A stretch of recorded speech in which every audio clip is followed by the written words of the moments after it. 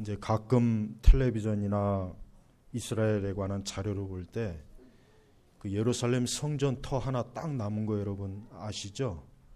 그 통곡의 벽, 이 통곡의 벽 그거 하나 딱 남았죠. 지금 이 성경에 나와 있는 지금 여기서 말하는 성전이 바로 그거를 얘기하는 거예요. 그러니까 로마 군대가 주후 70년에 이스라엘이 더 이상 이스라엘을 이렇게 방치했다가는 로마 제국에 균열이 생기겠다 싶어서 그러니까 로마 제국이 통치하는 모든 속주 중에 가장 반항적이고 가장 정말 이 로마의 가장 골칫덩어리 민족이 이 유대 민족이란 말이에요. 그래서 이제 더 이상 이 유대 민족을 이대로 놔둬서는 안 되겠다 싶어가지고 주 70년에 예루살렘 전체를 어떻게 합니까? 정말 예수님 하신 말씀대로 돌 하나도 돌 위에 남기지 않고 싹 쓸어버립니다. 그러나 로마 군대는 자신들에게 도전을 하면 어떻게 된다는 것을 보여주려고 일부러 그 예루살렘 성전에 그 벽 하나만을 일부러 남겨놓은 거예요. 그래서 이 민족들한테, 다른 민족들한테 너희들도 만약에 우리 로마에 대항하면, 우리 로마의 지배에 만약에 항거를 하면은 이렇게 싹 너희들을 아주 흔적도 없이 이렇게 폐허로 만들겠다. 그 경고의 표시로 이 벽 하나를 남겨놓은 거예요. 유대인들은 그 예루살렘 그 성전의 그 벽 하나 그거 한 기퉁이 남겨놓은 거 가지고 거기에서 어떻게 합니까? 여러분들 보시면 알겠지만 거기에서 그 정통 랍비들이나 유대인들이 그 돌에다가 자기들의 소원을 적어놓고 기도를 적어놓고 거기서 막 기도를 하는 그런 모습들을 아마 볼 거예요. 근데 참 웃기는 게 뭐냐면 지금 오늘 말씀에도 나와 있지만은 유대인들은 이 성전에 대한 자부심이 굉장히 컸어요. 그래서 지금 자랑하는 거예요. 이 성전은 46년 동안 지었는데 사실은 좀 더 정확하게 얘기하면은 예수님 당시에도 이 성전이 지어지고 있었어요. 이 헤롯이라는 사람은 이두메 출신이기 때문에 유대인들에게 인기가 없단 말이에요. 이방인이 유대인을 통치하니 유대인들이 좋아하겠어요? 그래서 헤롯도 유대인들에게 환심을 사려고 유대인들이 가장 좋아하는 게 뭡니까? 성전이거든요. 그러니까 그 수르바벨 성전 이후에 그 이후의 유대 역사를 보면은 거의 뭐 성전이 완전히 다 파괴되고 보잘것이 없었거든요. 그러니까 헤롯이 내가 좀 유대인들에게 환심을 살려면은 이 성전을 한번 아주 제대로 멋있게 지어줘야 되겠구나 하는 그런 계산을 한 거예요. 근데 사실은 이제 그 전부터 이제 성전의 계획은 있었어요, 유대인들에게. 그래서 사실은 예수님 오시기 전에 주전 19년부터 사실은 성전 건축이 되고 있었어요. 그게 이제 헤롯 시대 와가지고 더 헤롯이 아주 거대하고 더 확장을 해서 아주 제대로 된 성전을 지어주려고 계속 짓고 있는데 이게 주후 63년에 완공이 된 거예요. 그러니까 아직 예수님이 있을 동안에도 이 성전은 어때요? 지어지고 있었어요. 그래가지고 이 성전이 총 82년에 걸쳐서 이 성전이 계속 지어진 거예요. 그런데 웃기는 거는 자 63년에 완공이 됐어요. 그럼 주 70년이면 몇 년 남은 거예요? 7년 뒤에 완전히 싹 무너진 거예요. 그 벽 하나 남겨놓고. 아니 얼마나 그 참 어이없는 거예요. 자 예수님께서 물론 예언을 하셨지만은 우선 유대인들은 이 성전 중심의 민족입니다. 그걸 알아야 돼요. 자 어떻게 이해되냐면 우리가 구약 시대에 보면은 구약 시대 자체가 어떻습니까? 성막 중심이에요. 하나님께서 이스라엘을 출애굽시키고 광야에서 하나님이 가장 중요한 사명을 뭘 부여했습니까? 성막을 만드는 겁니다. 그래서 아주 그 구약의 성막 본문을 보면은 아주 그냥 정말 아주 자질구레한 것까지 성막에 대한 모든 것들을 말씀으로 다 기록했어요. 왜 그렇습니까? 하나님께서 그 성막에 임재하시기 때문에 이스라엘은 그 성막 중심. 이것이 나중에 더 가면 다윗 시대, 솔로몬 시대 가면 뭐예요? 성전 중심으로 가는 거예요. 그 성전이 한번 무너지고 난 다음에 그 다음에 제2의 수르바벨 성전이 일어나잖아요. 그러니까 이스라엘은 이 성전과 뗄래야 뗄 수 없는 민족이에요. 그런데 그런 민족이 이 엄청난 그 기록에 의하면은 여러분 예루살렘 성전이 굉장히 거대하고 화려하고 아주 정말 그 위험, 그 건물의 그 참 규모가 압도하는, 그래서 정말 유대인들이 자랑할 만한 그런 성전이었다고 합니다. 근데 그거를 지금 여기서도 자랑하는 거예요. 이 성전은 46년 동안 지었는데 사실은 뭐야? 지금 계속 짓고 있는 거예요. 그러니까 유대인들이 당신이 이것을 3일 만에 세우겠느냐 하고 예수님을 비꼬는 겁니다. 예수님 비꼬는 거예요. 이 엄청난 성전을 네가 무슨 수로 무너뜨리고 또 뭐 사흘 만에 짓겠다는 거냐? 지금 무려 46년 동안이나 지금 성전이 지어져 가고 있는데, 그러니까 유대인들은 예수님의 말씀을 이 성전을 허물어라. 그러면 내가 이것을 3일 만, 이 말씀을 유대인들은 어때요? 인간의 이성적인 관점으로만 말씀을 받아들인 거예요. 그러니까 예수님의 말씀이 쉽게 얘기하면 허풍을 떤다, 이게 허풍. 네가 지금 허풍을 떨고 있구나. 야, 무슨 수로 네가 이 성전을 3일 만에 세우겠네. 그러니까 실제로 유대인들은 그 예수님께서 성전을 무너뜨리면은 정말 3일 만에 그 성전을 다시 짓는다는 식으로 사실은 이해한 거죠. 근데 그래서 요한은 21절에 뭐라 그랬습니까? 그러나 예수께서는 성전인 자기의 몸에 관하여, 성전이 자신의 몸에 관하여 하신 말씀이었다. 쉽게 얘기하면은 이 성전을 허물어라. 사실은 뭡니까? 이것은 예수님께서 자기 자신의 십자가의 죽으심을 미리 예고한 거예요. 그러니까 여러분, 우리는 신약학자들이 많은 논쟁 가운데 한 가지가 뭐냐면, 예수님께서 과연 자신의 죽으심을 알고서 공생애를 했겠느냐, 모르고서 공생애를 했겠느냐, 이게 신약학자들의 많은 주제예요. 그러나 보수적이고 정통 신약은 예수님께서는 자기의 죽으심을 이미 알고 공생애를 하셨다고 그렇게 주장해요. 저도 그게 맞다고 생각해요. 왜냐하면 오늘 우리 말씀에도 그랬습니다. 이 성전을 허물어라. 예수님께서 지금 눈에 보이는 성전을 허물어라는 뜻이 아니에요. 예수님 뭐예요? 결국 나중에 이 유대인들이 결국 자기 자신 십자가에서 못 박아서 죽여 결국은 예수님의 육신의 몸을 어때요? 십자가에서 저들이 처리한다는 걸 알았어요. 그리고 사실은 이 성전이 허물어지는 것은 결국은 나중에 성전이 허물어집니다. 정말 주 70년에 완전히 이 성전은 허물어져요. 그러나 우리는 이걸 알아야 돼. 이미 예수님이 십자가에 죽으신 그때 사실은 벌써 영적으로는 예루살렘 성전은 무너진 거예요. 그걸 어떤 증거로 볼 수 있습니까? 휘장이 찢어졌잖아요. 그러니까 휘장이 찢어졌다는 얘기는 이제 더 이상 이 유대민족 너희들은 이 성전 중심의 신앙이 아닌 그리스도 중심적 신앙, 메시아 중심적 신앙을 너희가 가져야 될 것이다라고 하나님께서 보여준 것이에요. 그러나 사실은 유대인들은 예수님의 그 십자가의 죽으심 이후에도 깨닫지 못했어요. 사실 깨닫지 못했어요. 나중에 정말 이 성전이 완전히 다 파괴되고 무너질 때쯤 되어야 유대인들도 참으로 이 성전이 이렇게 무너진 거에 대해서 저들은 너무나 허망하고, 이젠 더 이상 우리 민족이, 이제는 우리 유대 민족이 이제는 뿌리가 없어졌구나, 그런 엄청난 탄식과 고통으로 저들이 온 세계에 흩어졌던 거예요. 그래서 사실 유대교 역사가 그게 이제 비극의 시작이에요.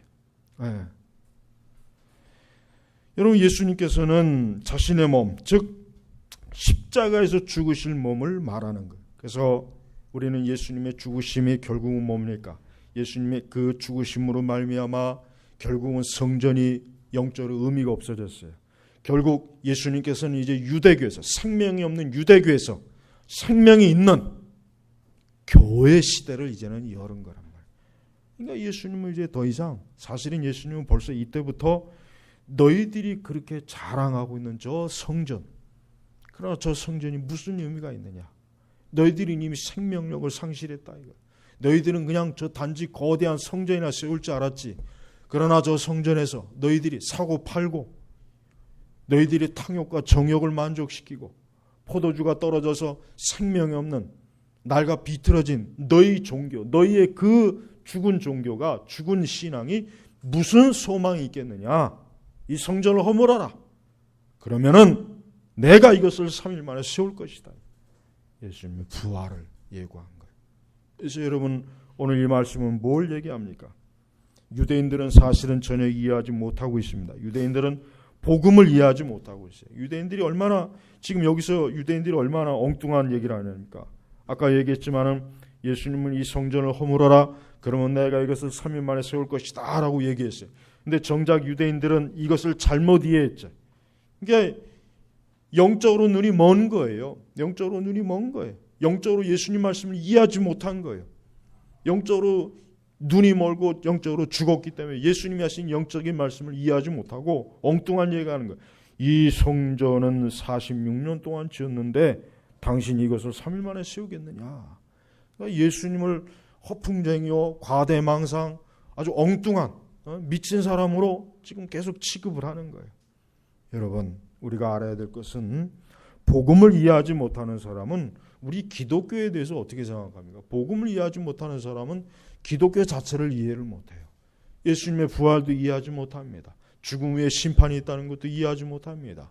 저들의 영혼이 있다는 것도 이해하지 못합니다. 하나님께서 세상을 만드신 것도 이해하지 못해요. 그러니까 저들에게 있어서 이 성경의 말씀 모든 것들은 사실은 전혀 인간이 이성적으로 판단했을 때 이해할 수 있는 내용이 한 가지도 없는 거예요. 그러니까 지금 유대인들도 엉뚱한 얘기하는 거예요. 사실 어떻게 보면 유대인들의 이해가 정상적인 이성적인 이해는 맞아요. 사실 언뜻 정말 이 성전을 허물어라 그랬으니까 사실 이것을 영적으로 이해하지 못한 사람은 당연히 이 유대인들처럼 아니 이 거대한 성전을 무려 수십 년 동안 짓고 있고 지금 짓고 있는데 네가 무슨 수로 이걸 허물어가지고 다시 3일 만에 세우겠느냐. 이 말도 안 되는 소리 하지 말아라. 그렇습니다. 여러분, 기독교의 진리는 세상 사람들한테 어떤 취급을 받습니까? 말도 안 되는 진리, 이해할 수 없는 얘기, 뜬구름 잡는 얘기. 야, 예수님이 무슨 3일 만에 부활했냐? 어떻게 여자가 어떻게 동정녀에서 탄생했느냐? 아니 어떻게 세상이 말씀으로 지어졌느냐? 무슨 노아 홍수가 있었느냐? 또 무슨 장차 이 세상에 심판이 있느냐? 여러분, 이 세상 사람들은요 기독교의 진리를 항상 이런 식으로 받아들여 이해를 못하는 거예요. 그냥 단순히 이성적으로만 이해를 하려다 보니까 이 성경의 말씀이 웃기는 얘기고 우스운 얘기고 허풍이고 옛날 아주 오래오래 그 유대교의 그저 허풍스러운 이야기만 담겨 있는 그런 이상한 종교적인 책이다. 여러분, 지금 이 세대 많은 특히 기독교의 문명이 오래된 유럽이라든가 유럽이 특히 여러분 거의 유럽은 기독교의 인구 비율이 1, 2%밖에 안 돼요. 1, 2%밖에 안 돼요. 그러니까 영국 같은 경우도 주일날 실제 나가서 예배를 드리는 인구가 1%에서 2%예요. 정말 극히 하나님을 믿는 사람이 드물어요. 왜 그렇습니까? 저들은 성경의 말씀을 이 유대인들과 같이 취급해요. 이 성경 말씀 하나하나 모든 이 성경 말씀은 어때요? 그저 동화, 우화, 이제 옛날의 종교적인 그 어떤 허풍을 담은 얘기. 정말 이 성경의 말씀에 귀를 기울이지 않고 엉뚱한 거에 막 심취하죠. 해리포터 같은 거, 이런 것들. 어린아이들도 그 책을 보고 막 재미있어하고 따라하고, 마술 주문을 외우고 마법 주문을 외우고. 그 어리석은 거란 말이에요. 정작 이 생명의 말씀, 사실, 진실인 이 성경의 말씀은 저들은 배척을 해요. 그래서 여러분, 성경 안 믿습니다. 저들은 안 받아들여요.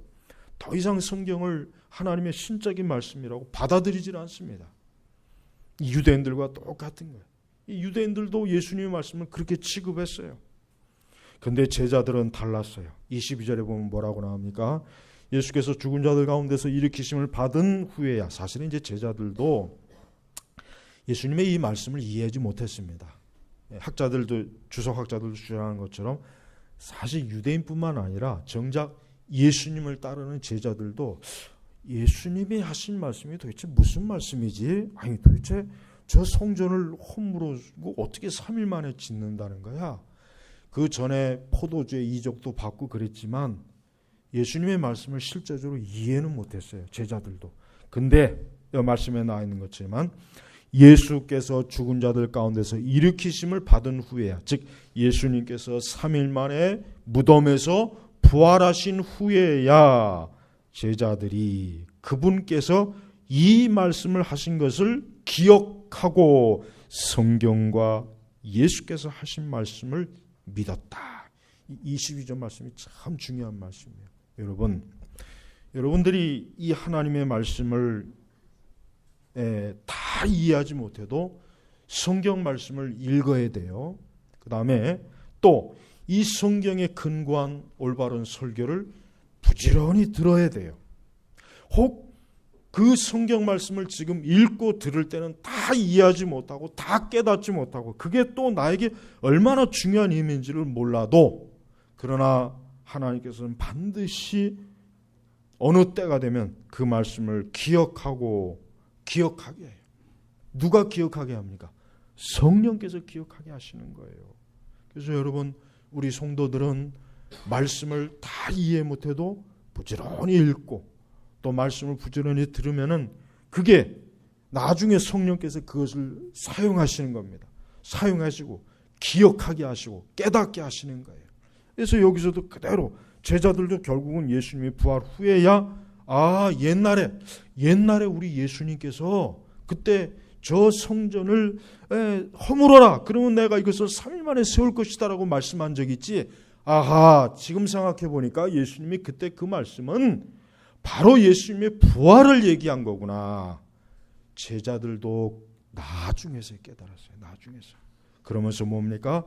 성경과 예수께서 하신 말씀을 믿었다. 여러분은 성경을 믿습니까? 여러분 예수님 말씀을 정말 믿습니까? 믿어야 됩니다. 기독교는 믿음의 종교예요. 그러나 이 믿음은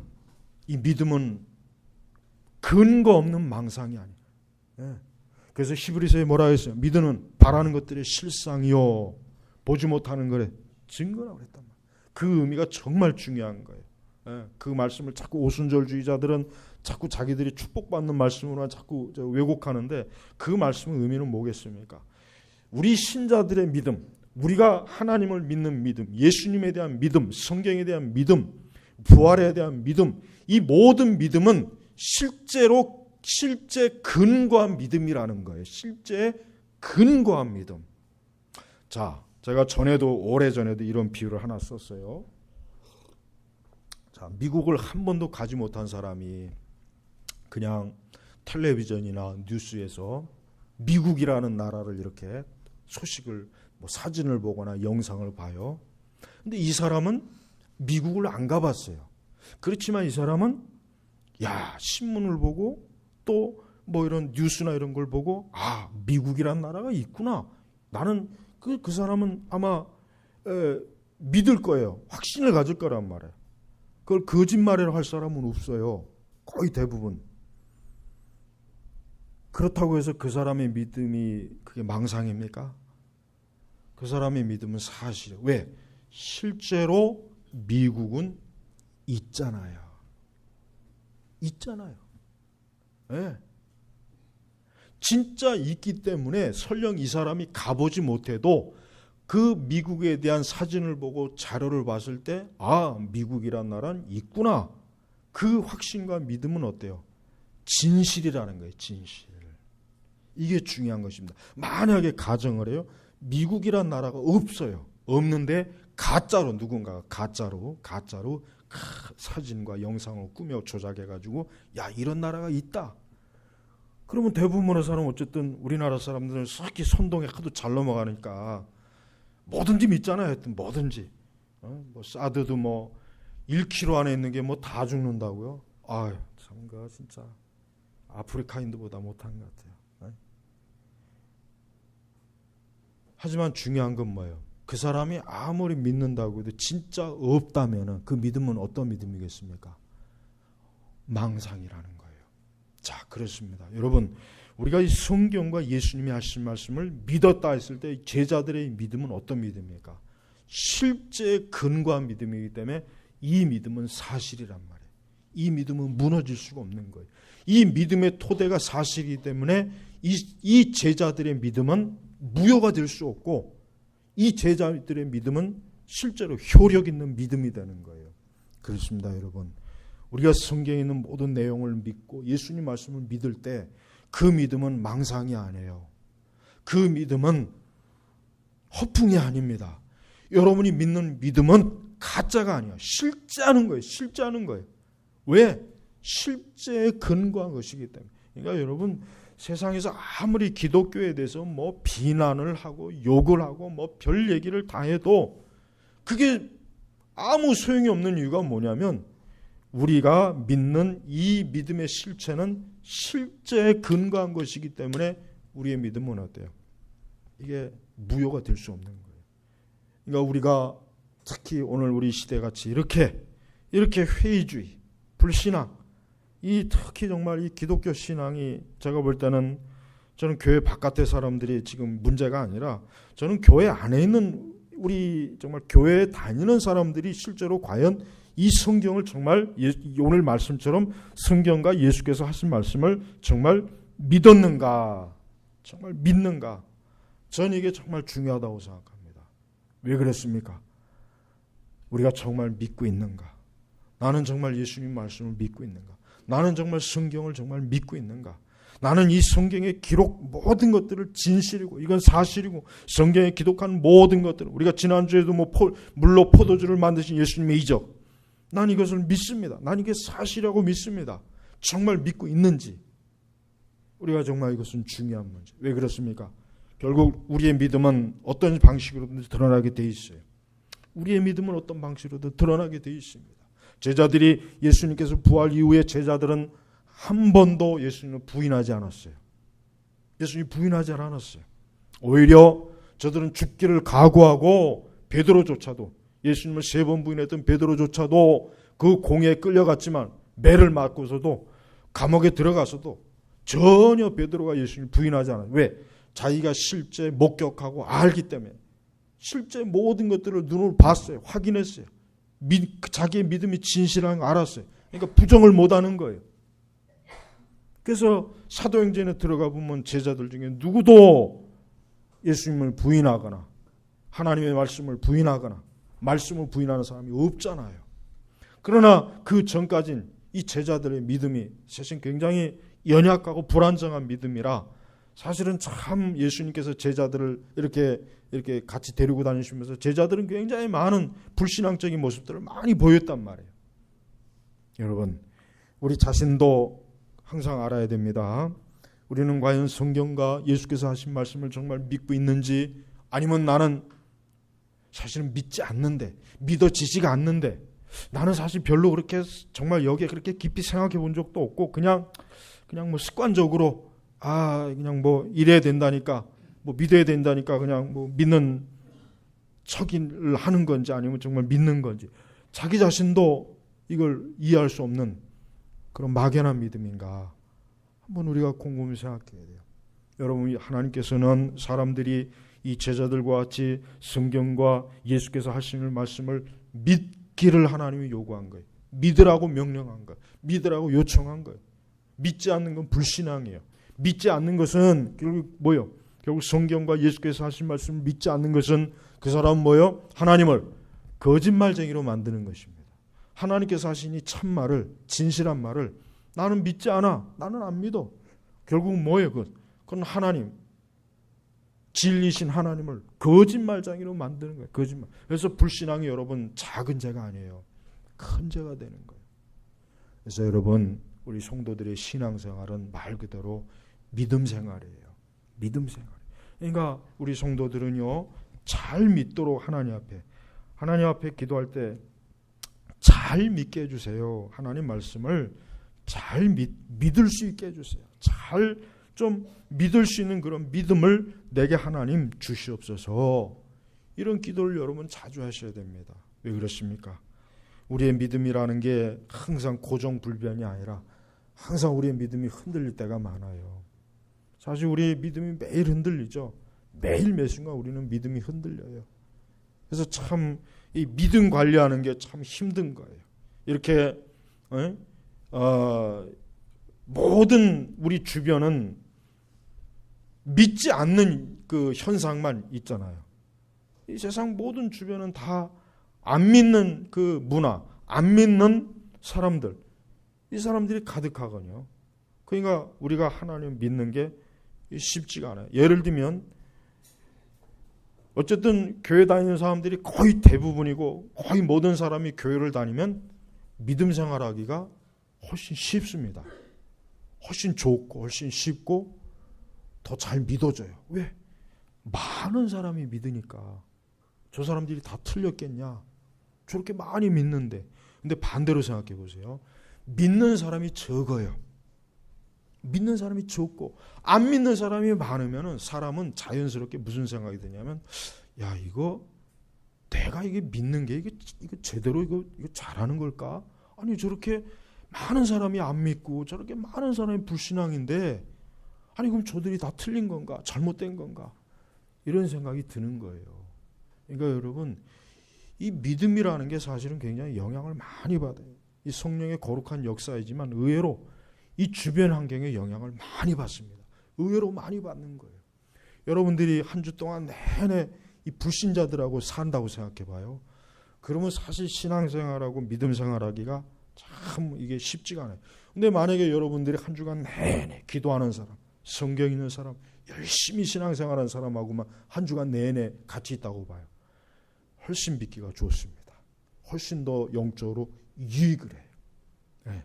훨씬 그럴 수밖에 없어요. 우리 사람은 뭔가 영향을 받으니까. 그러니까 여러분 한번 잘 생각해야 돼요. 나는 과연 한 주간 동안 내내 살아가면서 불신앙의 영향을 많이 받는지 믿음의 영향을 받는지를 한번 잘 생각해 봐야 돼요. 그러니까 우리 자신이 사실 거의 대부분이 불신앙의 그 영향을 많이 받잖아요. 바로 그러한 불신앙의 영향에서 우리가 어떻게 해야 됩니까?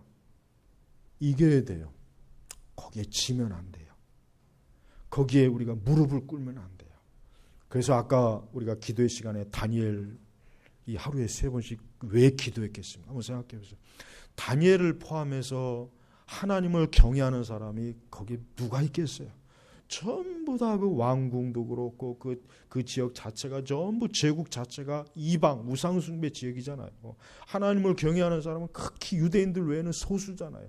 그러니까 다니엘이 생각하기에 내가 하나님을 믿는 이 믿음이 온전하지 못하면 안 되겠구나. 내가 살아계신 하나님을 온전히 믿지 않으면 내 이 신앙을 유지하지 못하겠구나. 그러니까 하나님 앞에 그렇게 하루에 꼭 3번씩 기도한 이유가 뭐예요? 자기의 믿음을 지키는 거예요. 그러니까 여러분, 믿음이라고 하는 것은 확실히 영향을 많이 받습니다. 믿음은 확실히 어느 땐 믿음이 좋을 때가 있어요. 어느 땐 믿음이 약할 때가 있어요.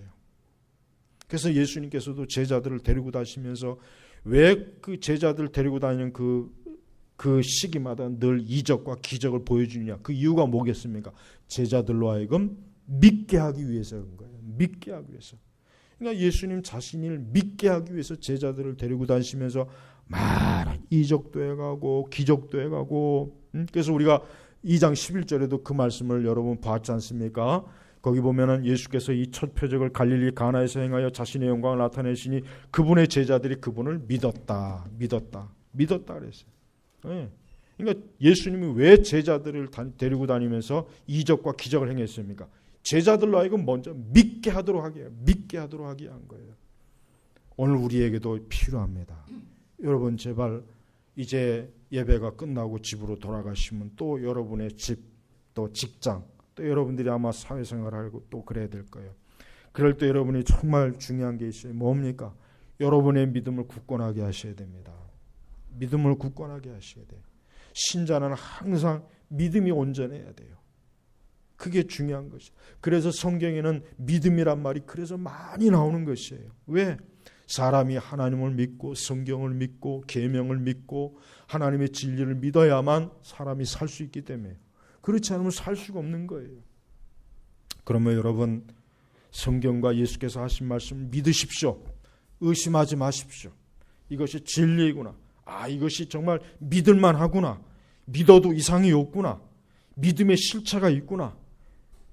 장차 내가 믿는 이 믿음을 내 눈으로 확인할 수 있구나. 내가 이것을 붙잡을 수 있구나. 볼 수 있구나. 만질 수 있구나. 라고 하는 것을 여러분, 그것도 역시 믿어야 하는 것이에요.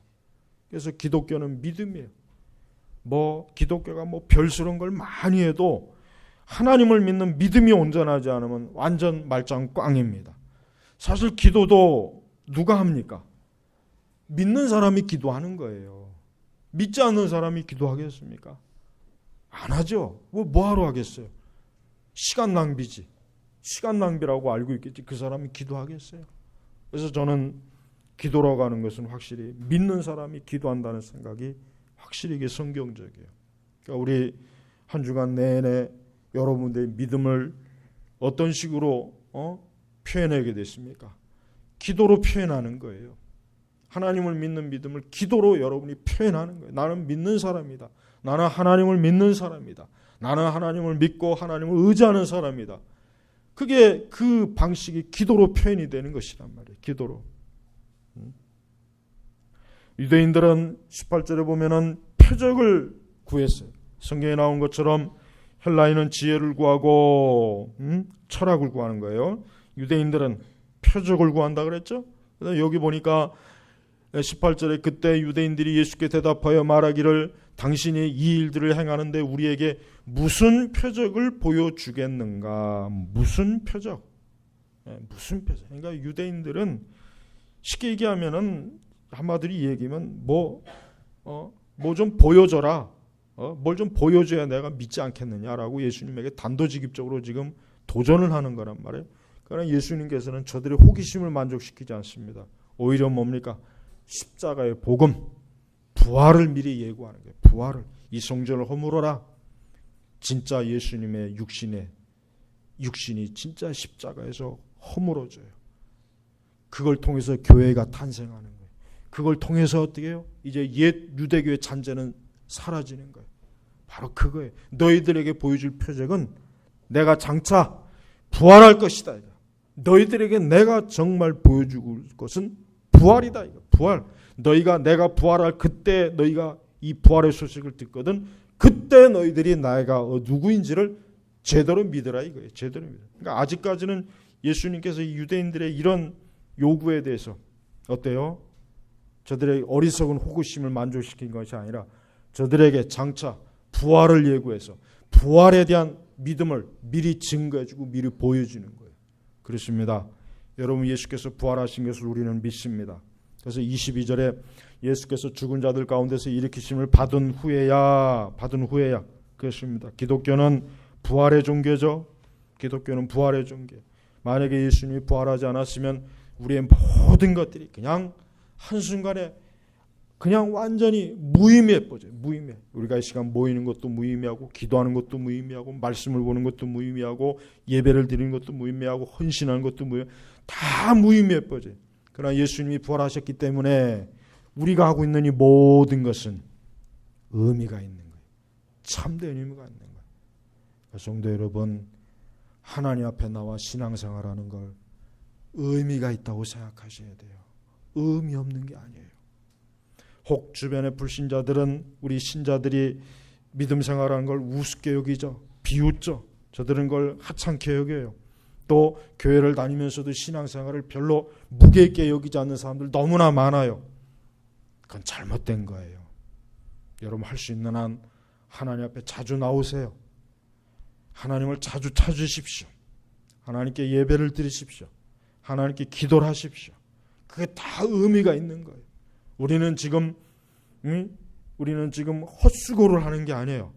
우리는 지금 다람쥐가 쳇바퀴 돌듯 헛짓하는 게 아니에요. 우리는 지금 명백하게 의미 있는 일을 우리는 지금 시간을 사용하고 있는 것이, 이게 성경에서 명확하게 우리에게 보여주는 것이란 말이에요. 또한 우리가 알아야 될 것은 예수님이 부활하심으로 말미암아 유대교가 사라지고 기독교가 들어옵니다. 더 정확하게 얘기하면 기독교회가 세워지는 것입니다. 기독교회가 세워지는 것입니다. 그래서 이 교회는 그리스도의 몸입니다. 그리스도의 몸은 그냥 세워지는 것이 아닙니다. 어떻게 해서 세워졌습니까? 예수님께서 먼저 십자가에서 죽으셨어야 돼요.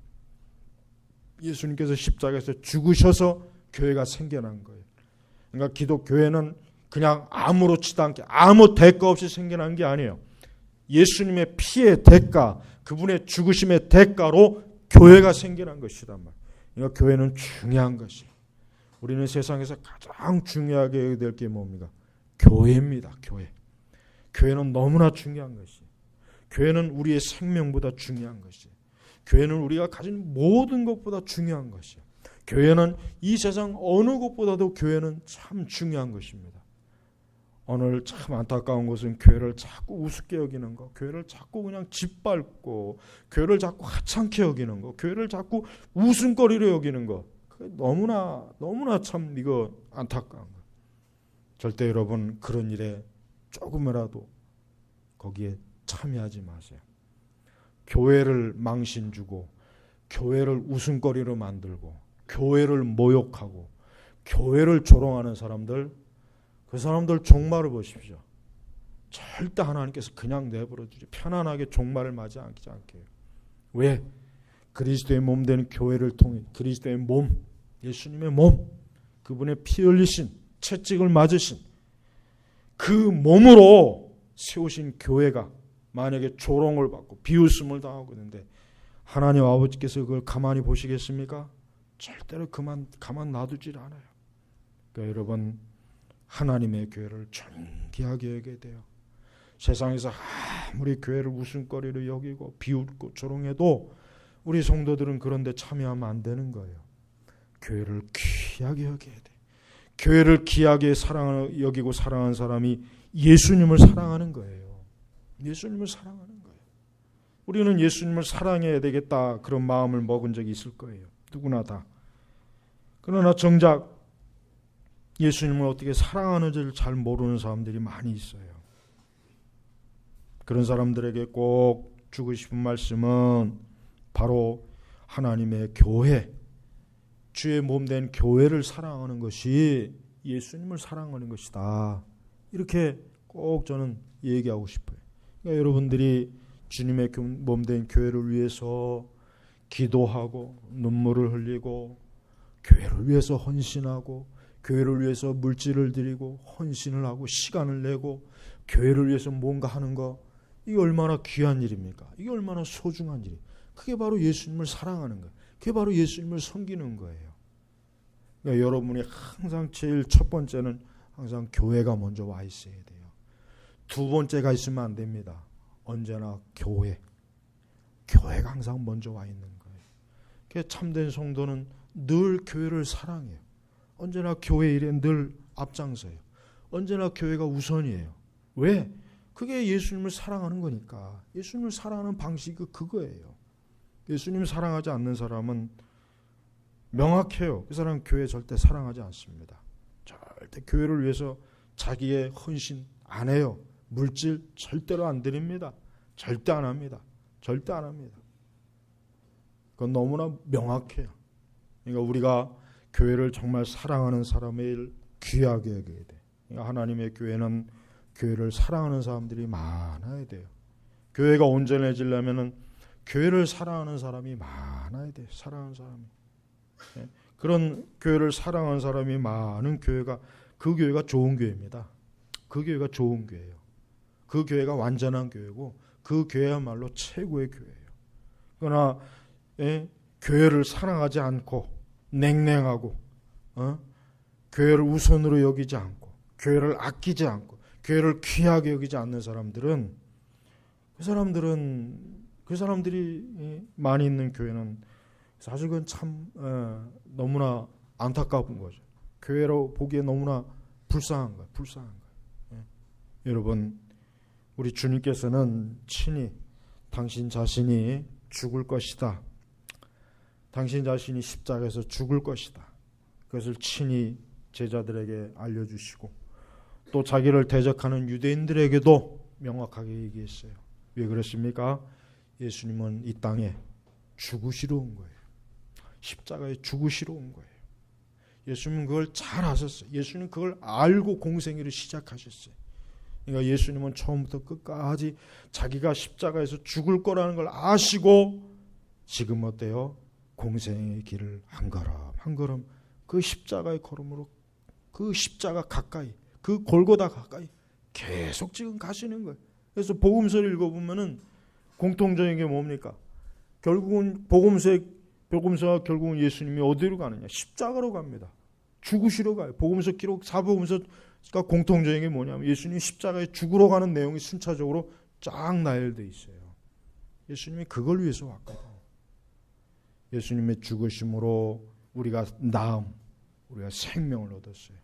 우리가 구원을 받았어요. 우리가 죄와 사망과 이 저주와 재앙에서 우리가 건짐을 받은 거예요. 예수님의 죽으심으로, 예수님의 그 몸으로 당하신 핍박과 고난으로 인해서 우리가 나음을 얻은 거예요. 우리가 건져내음 받은 거예요. 이게 바로 복음입니다. 여러분, 예수님께서 여러분을 위해서 죽으셨다는 걸 믿으십시오.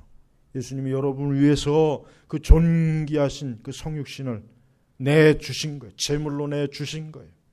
그걸 통해서 이제 우리 안에 성전을 세우신 거예요. 우리 안에 성전. 이제 하나님께서는 보이는 그 솔로몬의 성전이고 헤롯의 성전이고 다 필요 없는 거예요. 내 아들 예수 그리스도께서 세운 그 성전, 바로 우리 속의 성전, 내주하시는 이 성령에 의해서 예비되어지고 준비되어지고 말했는데 이 성전이야말로 하나님께서 받으실 만한 존귀한 영광인 것입니다. 우리 성도 여러분, 그러니까 성전을 귀하게 여기십시오. 여러분이 성전입니다. 여러분 자신이 하나님께 구별된 성전이에요. 그게 여러분의 스스로의 능력과 지혜와 경건으로 된 것이 아니라 예수 그리스도로 인하여 된 것입니다. 그러니까 더 귀한 거예요.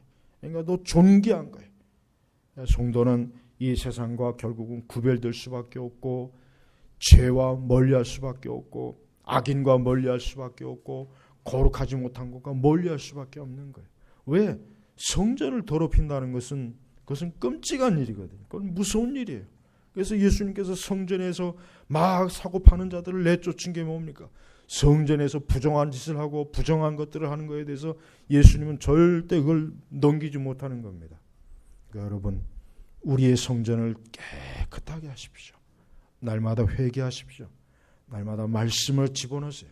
날마다 하나님께 예배를 드리십시오. 하나님을 경외하십시오. 하나님을 가까이 하세요. 그러면 여러분의 성전에 주 예수께서 풍성히 임하시고 기쁨으로 임하시고 예수님께서 채찍을 들고 임하시는 게 아닙니다. 예수님께서 하늘의 그 모든 축복과 보화를 가지고 우리의 성전에 임하시는 게. 그러니까 이 사람은 성전이 될 때 비로소 그리스도께서 오시고 성령께서 내주하실 때 그 사람이 진짜 살아있는 사람이 되고, 그렇지 않은 사람은 다 죽는 거예요. 다 죽는 거예요. 그 사람들에게는 소망이 없습니다. 이 보잘것없고 어떻게 보면 죄악이 가득한 이 육신의 덩어리에서 우리 주님께서 성전에 내주하신 성령께서 내주하신다는 거 한번 생각해 보십시오. 얼마나 영광스러운 겁니까? 얼마나 귀한 겁니까? 그러니까 이 존귀한 것을 여러분 귀하게 여길 줄 아는 마음 가지시고 앞으로도 더욱더 내주하시는 성령님, 주 예수 그리스도, 그분을 기쁘시게 하고 그분을 위해서, 그분을 사랑하고 그분을 위해서 온전히 헌신하고 그분을 위해서 정말 내 모든 삶을 드리는 그런 마음으로 살아가십시오. 하나님은 그 사람이야말로 그 사람을 위해서 하나님께서는 천국의 보화를 예비해 놓으신 거예요. 지금은 사랑이 떠나간 시대예요. 지금은 사랑이 떠나간 시대예요. 지금은 교회는 많지만 교회에서 그리스도에 대한 사랑이 떠나간 시대입니다. 지금은 떠나간 시대예요. 사랑이 있는 시대가 아니잖아요. 지금 한번 생각해 보십시오. 사랑이 떠나간 시대예요. 그냥 단순히 겉으로 드러난 형식만 화려할 뿐이지 실제는 다 주 예수 그리스도는 사랑하지 않고 다 자기의 일만 구하는 시대란 말이에요. 제발 우리 교회는 그러지 않기를 원해요. 우리 성도들은 정말 그러지 않았음을 원해요. 제발 예수님 많이 사랑하세요. 예수님 귀하게 여기세요. 예수님을 존귀하게 여기세요. 예수님을 위해서 정말 지금보다 더 온 마음과 정성을 좀 들이세요. 응? 그게 기분 나쁜 일입니까? 그게 뭐 여러분들한테 손해를 줍니까? 그게 무슨 재앙입니까? 아닙니다. 그러지 않는 게 손해고 그러지 않는 게 재앙이지. 더 그리스도를 사랑하고자 하는 마음을 달라고 기도하세요. 그런 기도가 이 성도에게서 항상 나와야지. 그렇지 않습니까? 우리 주님은 지금도 주님을 진심으로 사랑하는 사람을 눈여겨보십니다. 예수님은 그런 사람을 통해서 영광을 받으시는 거예요. 오늘 이 말씀을 우리 성도님들이 잘 들으셔서 꼭 성경과 예수께서 하신 말씀을 믿었다 하는 이 제자들과 같이 하나님을 믿기를 주의 이름으로 축복합니다. 기도하겠습니다. 하나님 아버지 감사합니다. 예수님께서는 친히 자신의 그 거룩하신 몸을 십자가에 내어주실 것을 아시고 이미 십자가의 죽으심까지도 다 예고하시며 그 길로 온전히 걸어가십니다. 주여, 그 모든 것이 우리를 위한 것이고 그 모든 것이 하나님께서 우리를 위하신 사랑과 은혜인 줄 압니다. 우리 제너바 교회는 모든 성도들이 지금보다 그 사랑을 더 깊이 더 많이 알고 더욱 그 안에서 온전히 거하도록 주여 도우시고 이끌어 주셔서 우리 마음의 세상을 사랑하는 마음이 없게 하시고 예수 그리스도를 사랑하는 마음이 더 지금보다 풍성할 수 있도록 도우셔서 감사하며 예수 그리스도의 이름으로 기도 올렸습니다. 아멘.